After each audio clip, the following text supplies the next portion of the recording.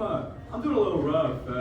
During this cold snap we had a couple weeks ago, I had a few of the pipes underneath my house burst. I'm still waiting on it to get fixed. I've been without running water for 3 weeks now. You guys are here for the comedy. I'm just here to take a shit. Mission success. Don't go on there. Anyway.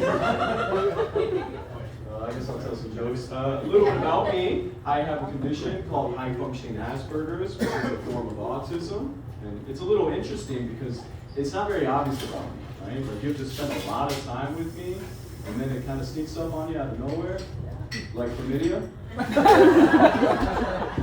She's like, ah! I'm retarded. And it burns me. It was difficult, man, because I didn't really want to tell people about it, right? I never told anyone. I was never honest with it, especially before I started doing comedy. I can remember one of my first few friends I told was one of my black friends. I told him, I said, I have Asperger's syndrome. He said, what? I said, I have Asperger's syndrome. It's a form of autism. He grabbed his butt cheeks and started backing away. It doesn't work like that.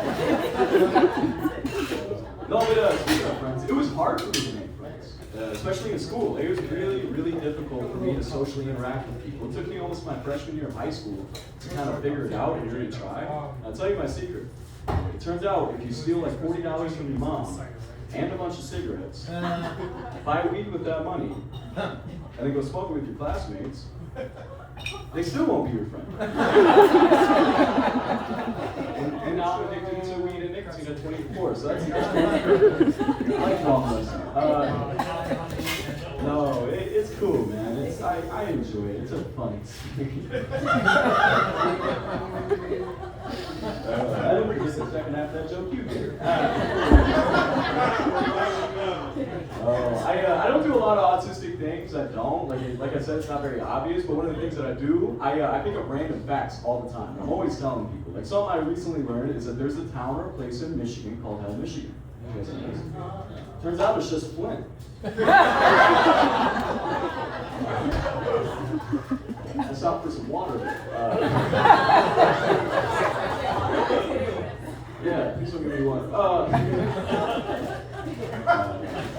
I do stupid things all the time. I'm a silly guy. I recently did something really, really embarrassing and really stupid. I bit the inside of my lip in my sleep and then convinced myself I had herpes.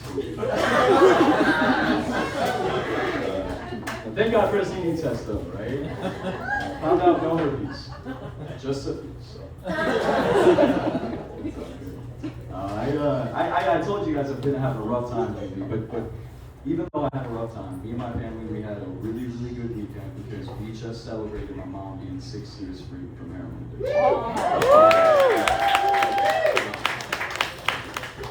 She's also been dead for 6 years. But it still counts.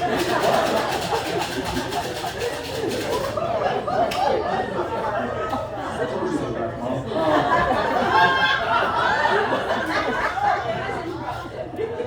It still counts, dude. It still counts. And so then for Social Security checks. Alright, listen.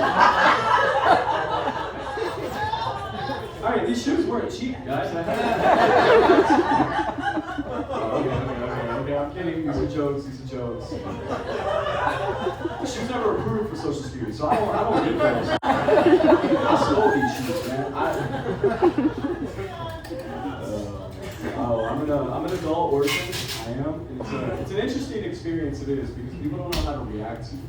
Like at the time I worked at Burger King, and right away when it happened, it was a couple days after I was talking to somebody at work. I said, "And man, my mom, she just passed away. She just died."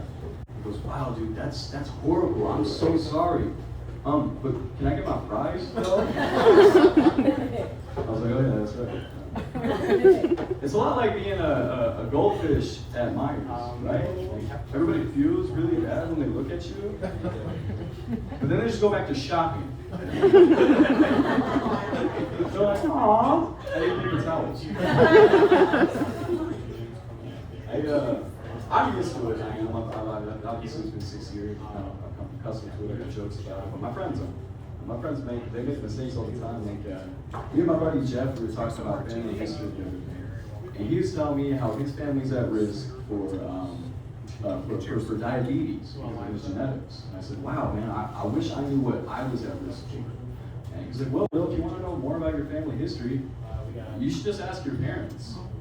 I was like, okay, I'll get the Ouija board out. Like, am I at risk for a heart attack? Sacrifice small children. That's not what I asked. Okay, see? I talk to comedians about my jokes a lot, and how people react to them. And they always tell me that people compliment them on the material they've worked the hardest on, so they're the most polished with. But they never get compliments on the new jokes. And they're like, why can't I get compliments on my new jokes? And I'm like, wait, you guys get compliments? Just